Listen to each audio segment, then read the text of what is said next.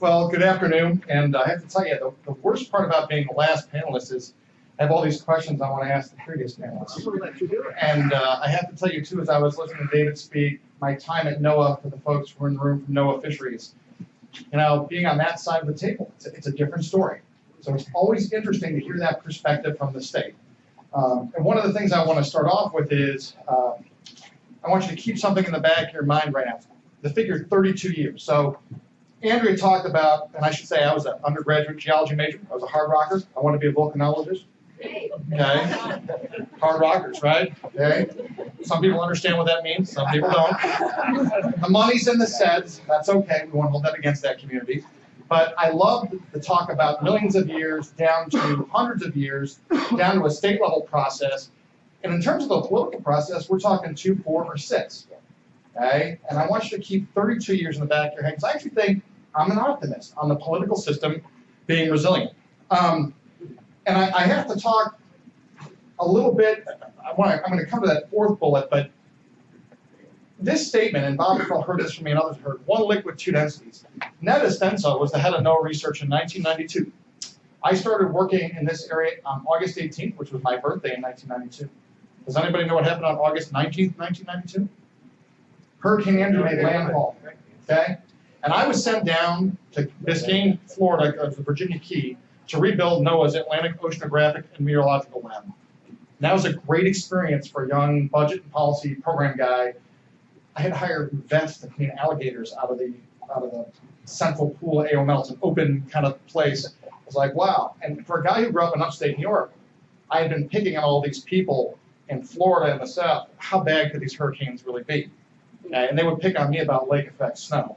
So, but Ned's point of one liquid, two densities is really what ties our two communities together. I just want to do a quick piece of stage setting. It's great to be back with the ocean community because it's where I started.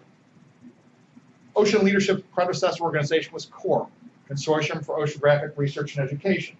So I worked for Admiral Watkins, and then worked for Admiral Wattenbacher. I'm going to come to a point that Watkins made that I think is really salient in the political world. And I want to build on that. So you heard natural resiliency of the oceans. We talked about this human capacity to understand and enhance that resiliency. We talked a little bit here, and I think, David, how do you explain this to Congress or elected officials? How many PhDs are in Congress right now? One in the House. Okay, if you take engineer, so let me ask the young folks out there and the old folks, who's running for office in this room? Put up your hand, please. Yeah, no one ever puts up their hand. But let's think about that. No one in this community says, hey, I'm going to run for office because I think I can help make things better. And when I talk to folks in the weather community at UCAR, I get the same response. So one of the things I'm going to pitch to you today is please think about running for office. Your country needs you. Given the current election cycle, they need you more than ever. This last one is really important. So I had the great opportunity to be able to go to the Hill when we actually had ocean champions. Ted Stevens, Dan Inouye, Judd Gregg, Fritz Hollings, okay? Now, they understood the oceans and what we needed, and I will tell you, when I went with Admiral Watkins, this was his pitch phrase, every meeting. And everybody knows Jim Watkins, he looked like the sailor, every bit the sailor. It was, well, you know, Senator, oceanography won the Cold War. And he would go into this long dialogue with members of Congress about we need to understand the oceans, it's important how we hide and determine where to place our assets, and because we had that advantage, we were able, in terms of the nuclear triad, some people might remember that, some people here may not remember that, we were able to hide our submarines and take advantage of our submarine force capability and win the Cold War. Okay? I think today, we need to think about what that message is for the oceanographic community and the atmospheric community as well. Because at a top level, I'm not sure that we have a message that resonates, and that's part of being resilient. This is the chart that I really want to talk to today. I don't have a lot, but this is the one that's very important. I don't know how many people know Dr. Ed Miles from the University of Washington. I consider him one of the preeminent policy guys in our space. And I was fortunate enough when I worked at CORE to work on the Oceans Act of 2000 that set up a framework for the Second Ocean Commission. And I talk about this in the framework of resilience and legislation because in 1966, Julia Stratton headed the Stratton Commission. Okay, some folks in the room remember, some may not. We formed some organizations out of that. One was NOAA, Executive Order Number 4. One was EPA, Executive Order Number 3. Signed by Richard Nixon, that pro-environmentalist Republican. Okay? Think about that. And that's not that long ago. They're very young organizations. And what Stratton did, that commission did, is they looked at resiliency in some of the systems and they said, you know what, we might need something like the Marine Sanctuaries Act. We might need some of these legal tools to better manage and organize some of these activities. The reason that I love this chart is, to me, when we talk about resiliency, I actually think the system responds. It will respond slowly, but it will respond. I'm going to give an example on my last two slides, but I like what Ed has put together here. So the reason I really like this is Jim Watkins, we talk about ocean observing as the basis, the first leg of the stool of science, okay, to go out and build resilience. So when I look at this, we talked about global observations. We had talked about, everywhere I went with Watkins, we're talking about GOMOOS. How many people in this room know what GOMOOS is? All right.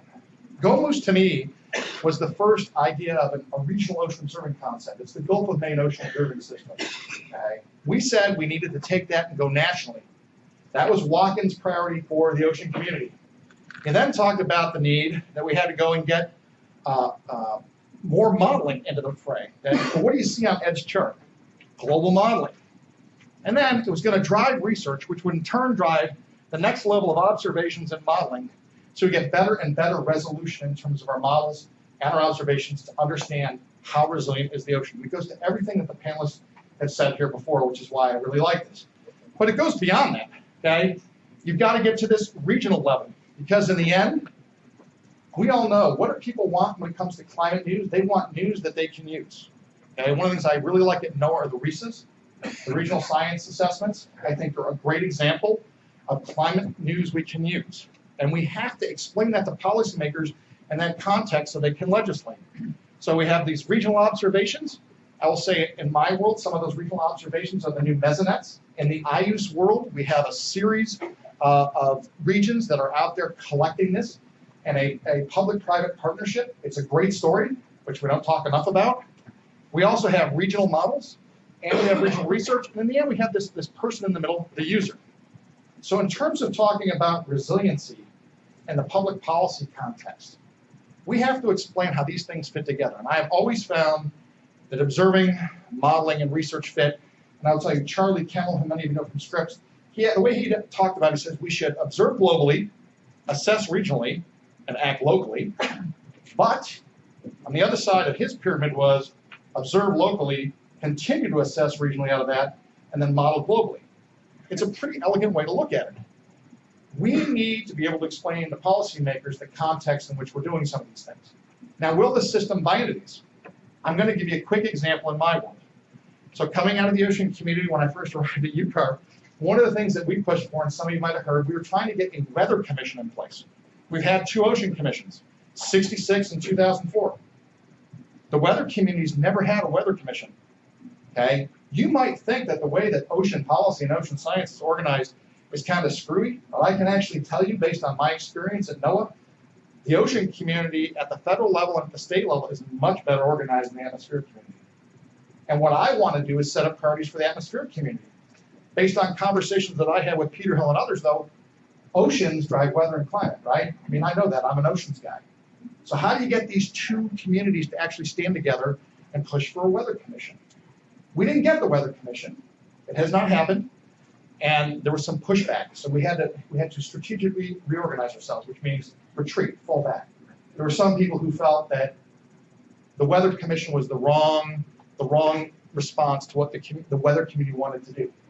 But something really interesting came out of that, because we've been all over Capitol Hill briefing people on weather. We now have weather bills that are in the process of being conferenced. Okay, there's a House bill sponsored by Frank Lucas out of Oklahoma. It has bipartisan support. There's a Senate bill. John Thune from South Dakota has a bill in which seasonal to interannual forecasting, right, is the predominant desire in his bill.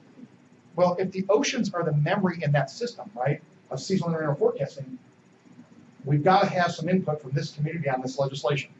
We're very, very close to pushing it over the edge. So while the run of this weather commission failed, it actually has resulted in a bill that we are optimistic. We were just meeting with some folks on the Senate side. We're optimistic that we think we can get this bill through. And to get seasonal and annual forecasting, out of a Republican Senate. We're pretty happy about that. We think that's a good story. The House, they very much want commercial data buys. So that's going to be the trade. So the last thing I want to point out is I want to talk about living resiliency in legislation. And I have to point this out. Steve Morawski and I were talking, we came up. And it's the Magnuson-Stevens Act. And I'm not going to read it to you, but I think the most important, it was enacted in '76 to promote optimal exploitation of coastal fisheries. I was very fortunate. I had the opportunity to sit in Ted Stevens' hideaway when he told us about the Magnuson-Stevens Act in 2005. We're getting ready to propose a bill out of the administration. He said, you know, I'll never forget when Warren Magnuson and I went up to the coast of Alaska. We saw those Japanese ships coming and taking our fish, and we said, we're going to build an American fleet to do that. They did, right? We subsidized efforts to build American fishing capability and capacity. Something happened in 30 years because in 2006, the bill had these new 7 goals. Okay, we're acting to conserve fishery resources, support enforcement, promote fishing with conservation principles, okay, provide implementation of fishery management plans, regional councils. You heard some of this. What changed in those 30 years? Congress strengthened the role of science. Congress actually started to recognize, you know what? The oceans are not infinite. We got to figure out how to manage these things better. And the best tool to manage them is science. And that science has got to be based on observations, research, and modeling. And I actually think it's a success story because I think we live in a community, I think we live in a community where we don't always talk about it. One last point before I finish here. Another great example in the atmospheric community is the Montreal Protocol. Okay? We don't talk about successes in the scientific community like I think we ought to. So NOAA did a lot of the pioneering work on looking at chlorofluorocarbons going up into the stratosphere, causing the ozone hole. We went out. Remember, this happened in '87, the end of the Reagan administration. They looked at the observations, they looked at the modeling, they made an international agreement. We've got to get back and get resiliency into the system. And I have to make one final last point. I think it's really hard right now, given the state of our politics, to get things done proactively, but you still have to think that way. I am convinced that NOAA would never have a tsunami warning system if there wasn't a 2004 Indonesian tsunami. We would not have a tower array, okay, which is the tethered array observatory for the Tokatao, for the El Nino forecast. We wouldn't have that if we didn't want to forecast the ENSO oscillations. Government is reactive, but you got to have a plan to be proactive to go out and make it happen. So with that, let me stop. Look forward to your questions, and thank you for your time.